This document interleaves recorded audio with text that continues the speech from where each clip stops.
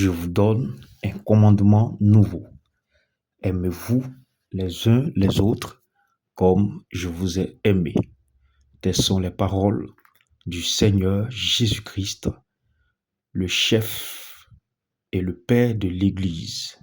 C'est dans ce cadre que l'Église, la sainteté pour le ciel, a organisé du lundi 14 au vendredi 18 avril une semaine spirituelle sur l'amour.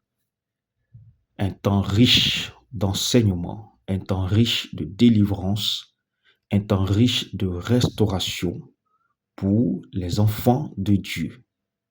Le Seigneur s'est glorifié par ce puissant moment d'enseignement.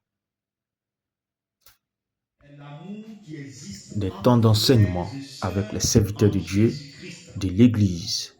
Un temps puissant avec des thèmes pour édifier les enfants de Dieu, comment pratiquer et manifester l'amour. Écoutons. L'amour que le Seigneur nous recommande doit être parfait. Il ne doit pas être limité. Il ne doit pas se manifester avec intérêt. Il ne doit pas être sans condition. C'est-à-dire que toi tu aimes à condition que l'autre aussi fasse pour toi. Il doit se manifester pour tout le monde et non seulement pour ceux qu'on apprécie et dont nous sommes proches. Colossiens 3, 14. Colossiens chapitre 3, verset 14.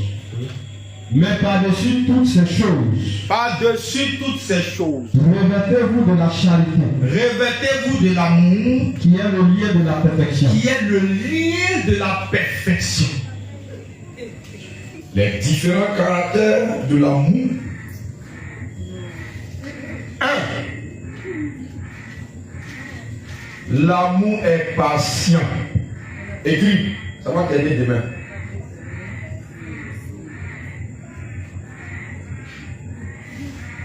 2. Il est plein de bonté. Il est plein de bonté.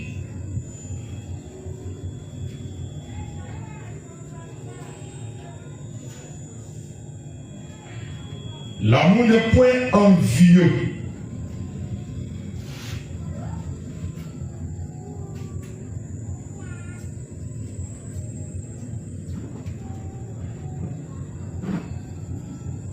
Il ne se vante point.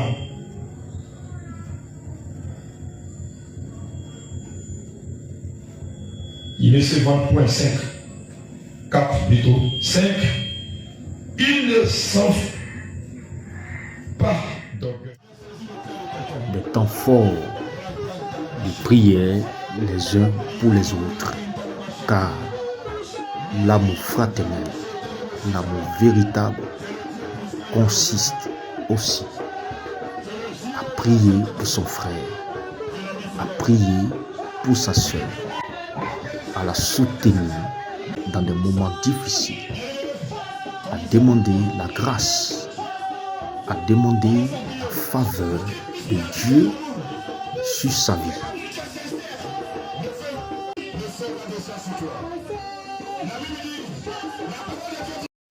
Des moments chargés d'émotions. Le Seigneur Jésus qui restaure son peuple. Les frères et sœurs se prenant dans les bras, manifestant l'amour. Le Dieu véritable guérissant les cœurs brisés, les cœurs meurtris.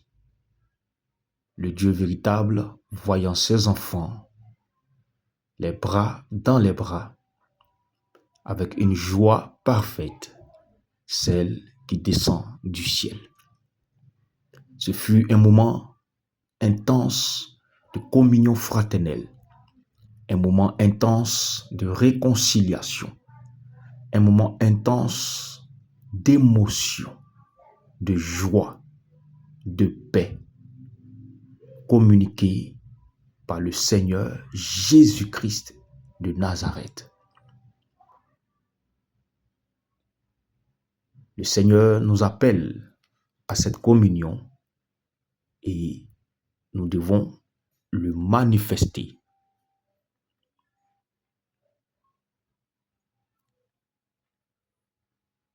Notre Dieu est un Dieu d'amour, est un Dieu d'unité, est un Dieu d'union, est un Dieu de paix. Il est un Dieu de joie. Il aime voir ses enfants dans cette posture. Il veut voir ses enfants dans cette position, s'aimer véritablement les uns les autres, sans calcul, sans condition, sans arrière-pensée.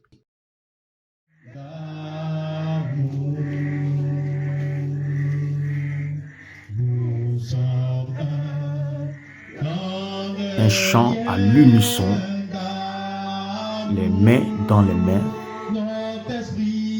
pour expérimenter et témoigner de l'unité de l'Église. Car le Seigneur Jésus nous appelle à l'unité, à pratiquer l'amour vrai, en acceptant l'autre tel qu'il est et en l'aidant à perfectionner ses défauts qui deviendront plus tard des qualités.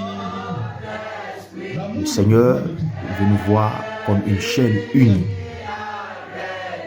qui n'est pas rompue et dont les rangs sont serrés pour éviter à l'ennemi de s'aimer la discorde et toutes sortes de désordres au sein du peuple de Dieu.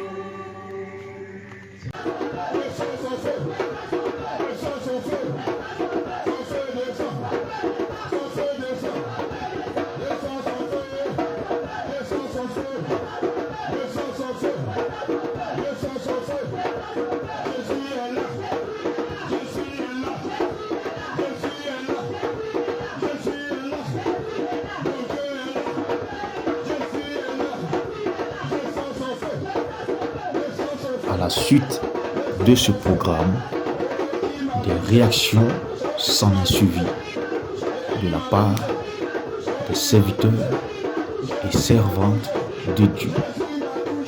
Écoutons. Voilà, nous sommes très heureux, parce que le Seigneur, il ne cesse de nous étonner. Voilà, c'est un programme qui parfait l'amour de Christ en nous.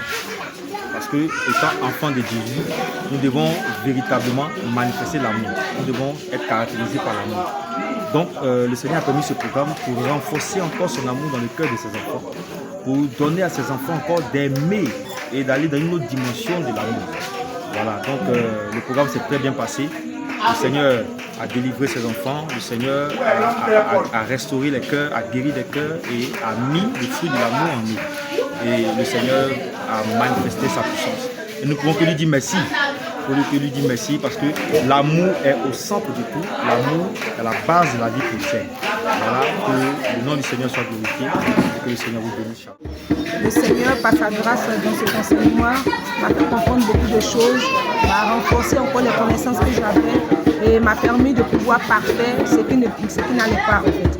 Et le Seigneur ce soir, vraiment par sa grande miséricorde, a guéri ce cœur que je pensais déjà avoir déjà tout libéré. Mais le Seigneur, la parole de Dieu déclare que Dieu sonde les cœurs et les reins et celui qui sait toutes choses. Donc ce soir encore, il est encore venu de sa grande miséricorde pour guérir ce cœur-là.